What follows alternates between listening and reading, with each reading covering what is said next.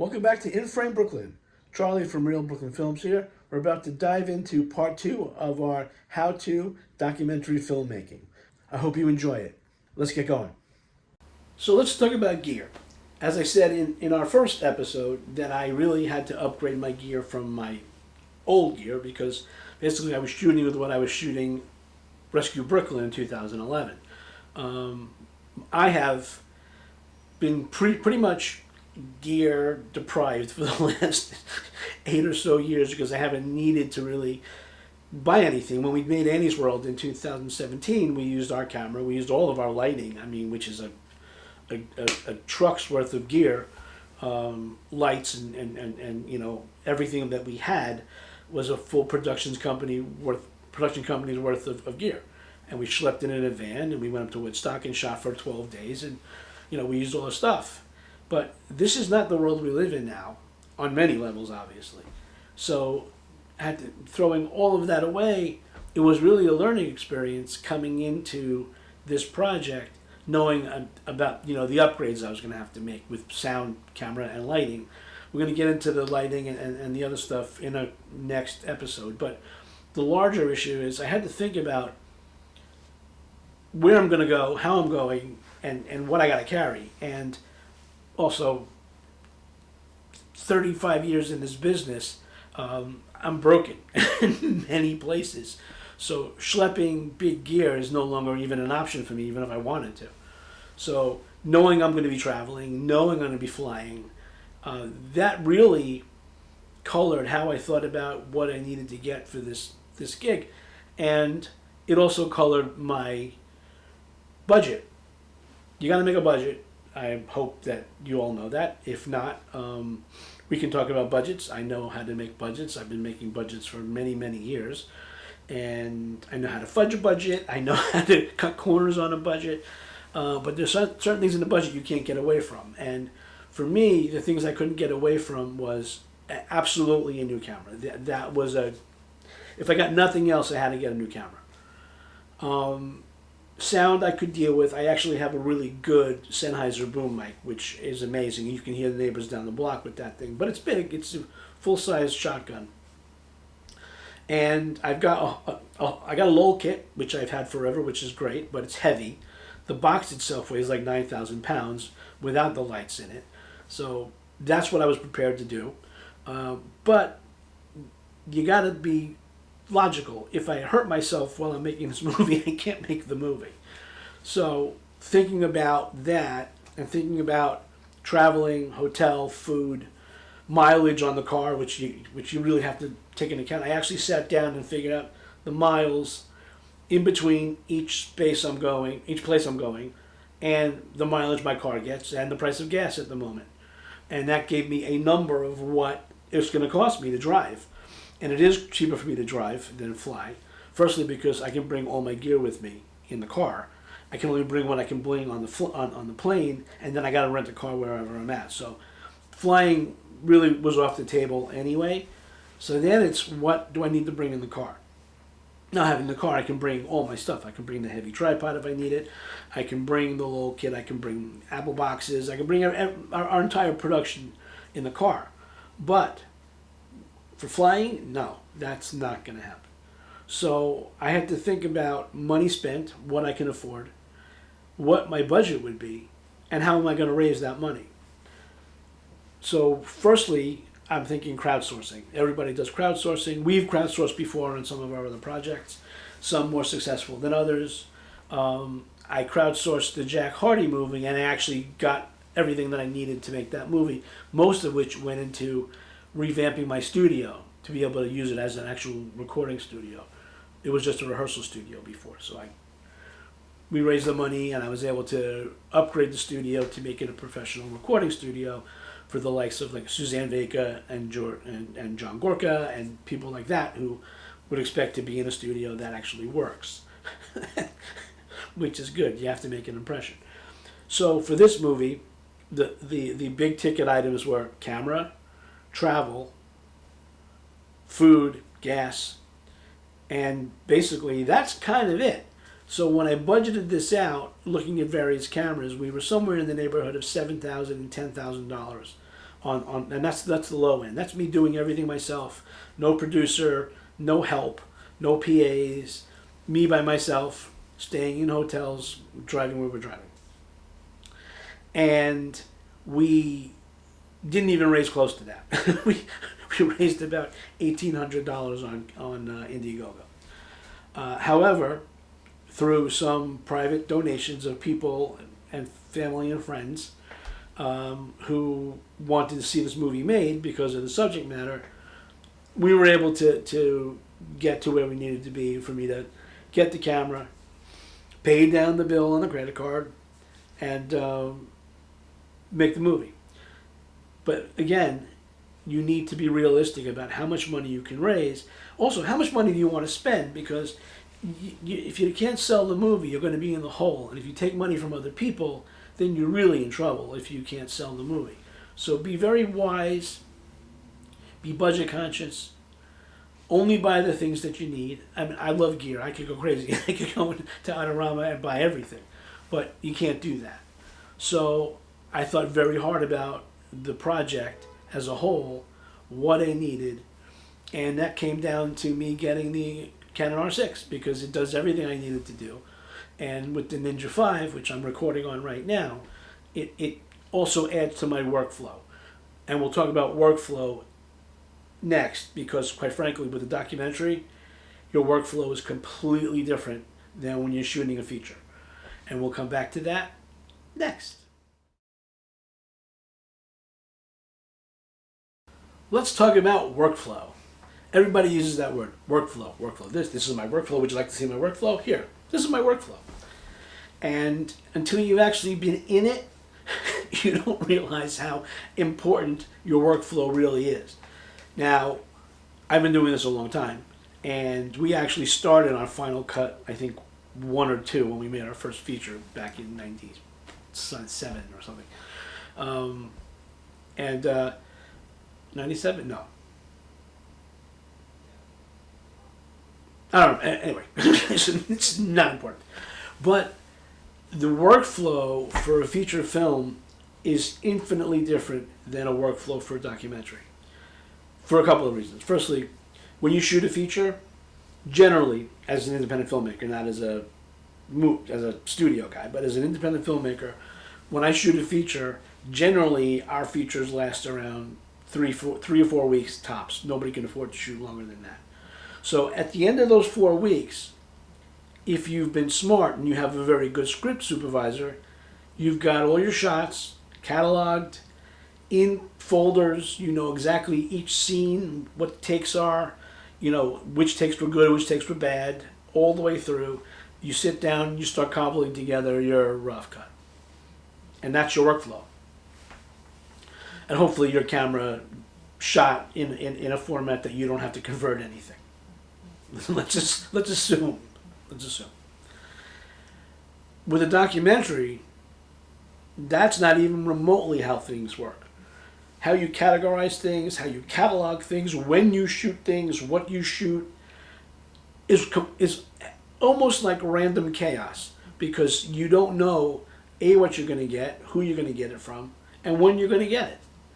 So you have to, every day, when you finish shooting, take that footage, label it, and I keep a running log, a separate log of that shot or that particular set of shots or that particular interview and a description of what those shots are about, what was talked about, what happened in those in that interview, because otherwise when I go back and look at that, it's just clips and I have no idea what I'm looking at.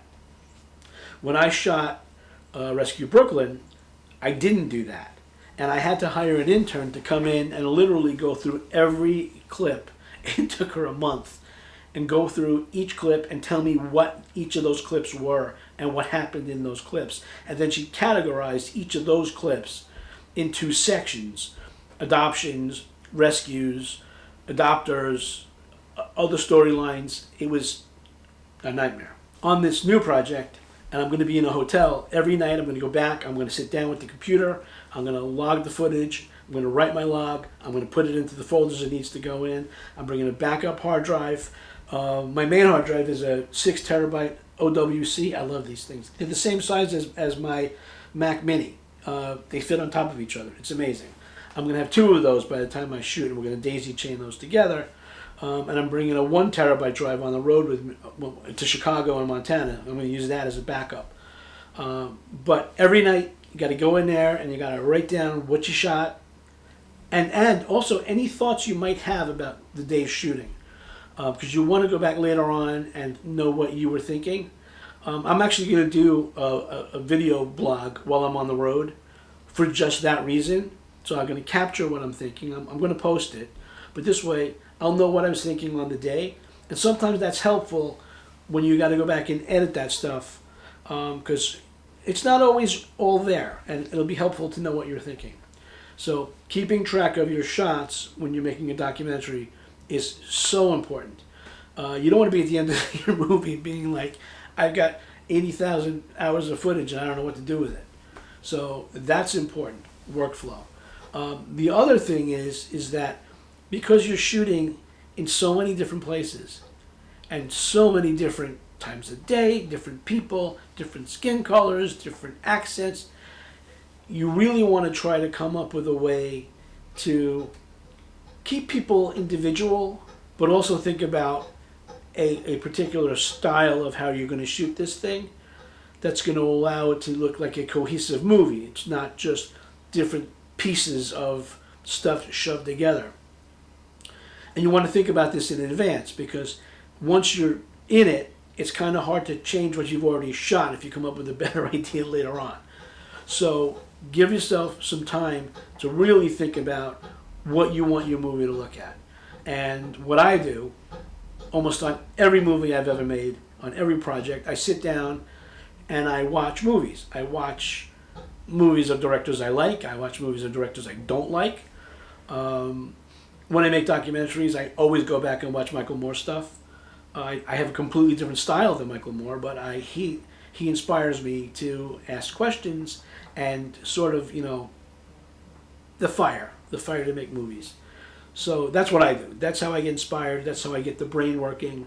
That's how I get the creative juices flowing. And then I can think about how I want to shoot this movie. Do it in advance. Don't wait till the last minute.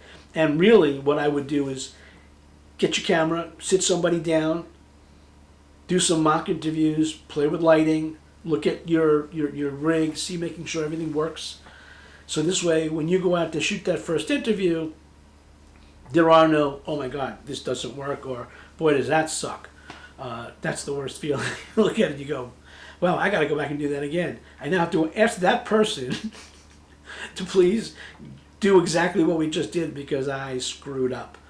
You don't ever want to be in that position. It happened to me once, and it was embarrassing. So just, be as prepared as you possibly can, stylistically, gear-wise. Make sure you've got everything that you need, and then make sure that you know what you're going to ask. Know your subject matter, and that's the next section. So you're making a documentary about something you really love. The subject matter really means a lot to you. You've done your research. You know exactly what you want the movie to be about. You know exactly who you're going to talk to.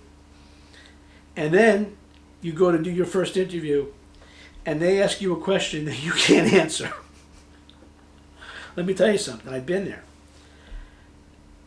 Don't just know what you are trying to tell. Don't just know the subject matter that you're trying to tell. Know that plus anything that is tangential to your subject matter.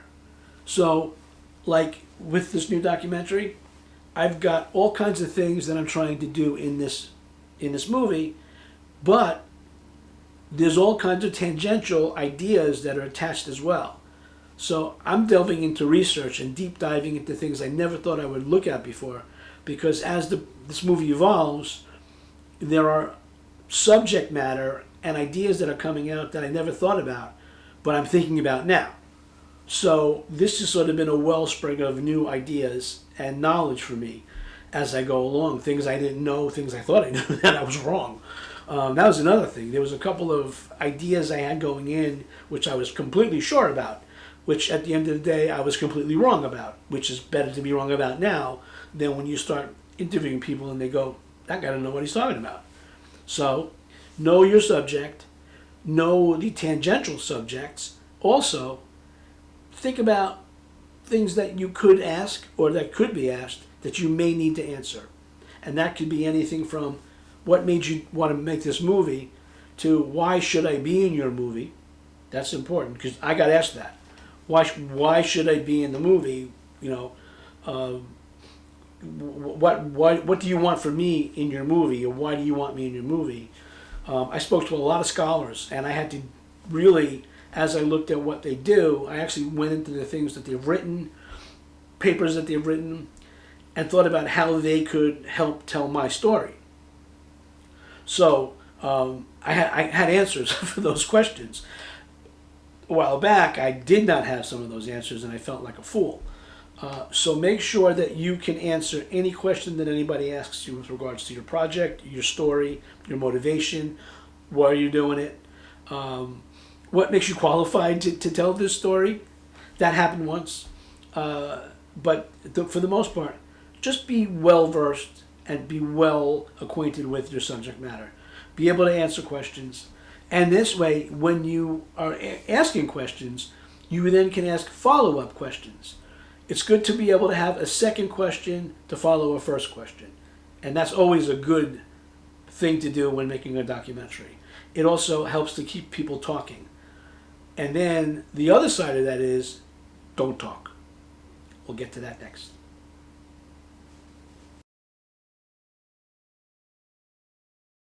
Silence is golden, especially when making a documentary film. I'm a pretty gregarious guy. Gregarious. Say that 10 times fast. And I like to talk. It's just something I do. I'm a Jewish guy from Brooklyn. We talk, we use our hands just like the Italians, and this is who we are. But when you make a documentary and you're trying to get somebody to tell their story, you really need to shut up. You don't laugh at their stories. Don't, oh yeah, by the way, that reminds me of this. Don't do it. It's very hard, and I found that out when I made Rescue Brooklyn. Really hard to not jump in and tell your own story. Oh yeah, by the way, my dog does this. It's not good. Trying to cut around your own voice when somebody else is talking is really, you're sitting in there going, idiot, what were you thinking? So keep quiet. It's hard the first time. You really want to talk, and if you think of something else that you want to ask them, you have to, don't. Write it down, write down that question. A lot of Rescue Brooklyn I shot handheld. I very rarely was on a tripod. So it's kind of hard for me to write stuff down when I've got the camera here and I'm like, okay, I got this question. And so now I'm not listening to what they're saying. I'm trying to remember to ask the next question. Not good. But don't interrupt. And don't fill the gap. Like sometimes somebody will stop talking and you'll think that they're done, but they'll think that you are done. Give it a second, because sometimes they'll talk more.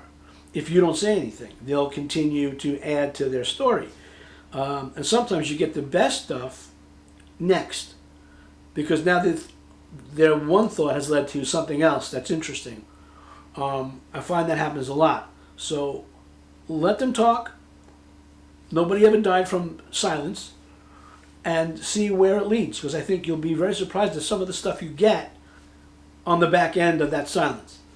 But keep those questions till the end. Be silent.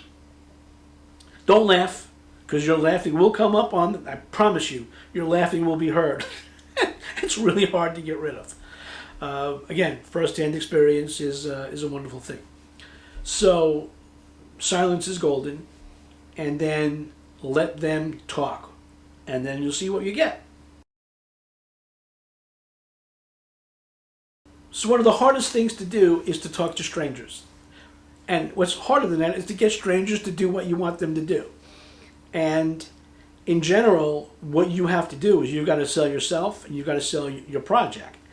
When I did Rescue Brooklyn, it was easy. I was standing in front of the rescue talking to people who were adopting animals. And then with Sean, chasing animals all over Brooklyn, so that was easy.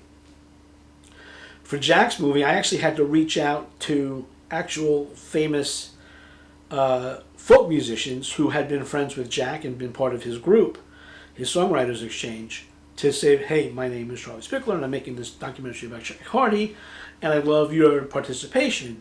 And I was nobody. I wasn't even part of that group, that scene, so I was a complete outsider. So the reason I actually made the movie about Jack was because a good friend of mine had been friends with Jack, and he knew I was looking to make another documentary, and he said, why don't you make a movie about Jack Hardy? I was like, I never heard of Jack Hardy. So I listened to his music, it grabbed me, it was the kind of music I like, so I said, yeah, let's do this. How am I going to do this? My friend was friends, not just with Jack, but with Jack's daughter. So he got me to Jack's daughter. I got in touch with her, said what I wanted to do. She was all in favor of it. Then she got me in touch with David Massengill, who was a very famous folk artist, who was really good friends with Jack. And so I talked to David, and David was like, yeah, let's do this. Anything you need, I will help you make this movie. David got me to Suzanne Vega, and then once I had Suzanne Vega, then I was able to tell these other people I was reaching out to, I've already have David Massengill and Suzanne Vega attached to the movie, and it was much easier to get everybody else involved. So that was sort of like a snowball effect. My latest endeavor, much harder. Trying to get people to commit to a movie that's going to piss people off is not easy. I see now why Michael Moore just chases people and makes them talk to him. But so with this one, I actually was cold calling professors, rabbis, congregation presidents, community leaders with a letter that I wrote, and then I had my wife read and had other people read, because I'm fairly illiterate when it comes to, I'm a good writer, I'm not a good speller. So I had other people read these letters, and I had tailored my letters to the communities that I was reaching out to, whether it was the secular community or the religious community, basically laying out my project, who I am, why I'm doing this, and what I need from these people. And I just sent out these emails, and I didn't hear back from a lot of people, and I didn't expect to. I cast a wide net, and I did get back enough responses and interest to be able to make the movie. And the ones I did get back were important, and I think are really going to help me make my movie better. But you definitely, reaching out to people is not easy. So when you do, for whatever movie you're making, make sure that you have a clear idea of what you're asking for. Make sure you have a clear description of who you are, what you've done, because I actually got asked that recently, and I'll talk about that in a second. What you've done, how you're planning on doing this, who else might be involved, and what kind of commitment are you looking for. I had a professor, I'm not going to say from where, she responded to my letter, and she basically said, before I can commit to your movie, I need to know, what you've done. Do you have a CV? And, what your plan is and who else is involved. So I wrote her back, and I gave her my IMDb and my bio and my reel, and access to the Amazon link for Rescue Brooklyn, and a list of the other professors who have already committed. And I wrote her back. I said, I appreciate that. I'm sure you get asked all the time to do things, and it would be very odd for you to say yes to something to somebody you've never met without getting some more information. So here it is. Here's all my information. I still haven't heard back yet as of this taping. I'm hoping to hear before I go to Chicago in 4 weeks. So, you never know. But make sure that you're prepared to sort of put it all out there that, this is who I am, this is what I'm trying to do, and really sell it. Let them know why you are making this movie. Why is this movie important to you? Otherwise, if it's not important to you, it's not going to be important to them. So you need to sell it, and you need to sell it honestly. Don't make stuff up. Don't tell lies. Don't promise things you can't deliver. Don't ever promise things you can't deliver. That is like, don't go down that road. Just don't. It's better to under-promise than over-promise. Because, quite frankly, under-promising gets you a pat on the back when you over-deliver. Over-promising gets you the kind of hell that nobody should have to live with. So, only promise what you can deliver. Be clear, be friendly, be passionate, and just reach out and do the best you can. If you don't get what you need that way, then explore, family connections, friend connections of who might know somebody, or who might know somebody, or know somebody else, a friend of a friend. But you can get it done. There was a moment there when I thought there wasn't going to be a movie, and now 4 weeks later, from pulling the pin on this project, I'm good to go. So it's a process, and documentaries are slow. People get back to you when they want to. Nothing happens quickly. It takes days and weeks to hear back from people. So don't get discouraged when you haven't heard from somebody, because you just never know when you're going to get that email like, yeah, I'd love to be in your movie. So be positive. Follow up after a week or two if you haven't heard back, but follow up nicely. Don't be like, why the hell haven't you answered my email? That never works. And, be positive. Sell that movie. Sell yourself. And that's kind of it. That's my sort of little tutorial on making documentary movies. I'll be posting about this movie as we go. I'm going to be blogging through the whole process. And I believe the next video in our gear series is going to be lighting, which is what I've got going on right here. And we'll talk about that next time. Thanks for watching. If you're interested in the documentary, 2020 Trumpism and the American Jewish Community, go to my website, www.realbrooklynfilms.com. You can get me at Charlie at realbrooklynfilms.com. Have a great day. Keep filming.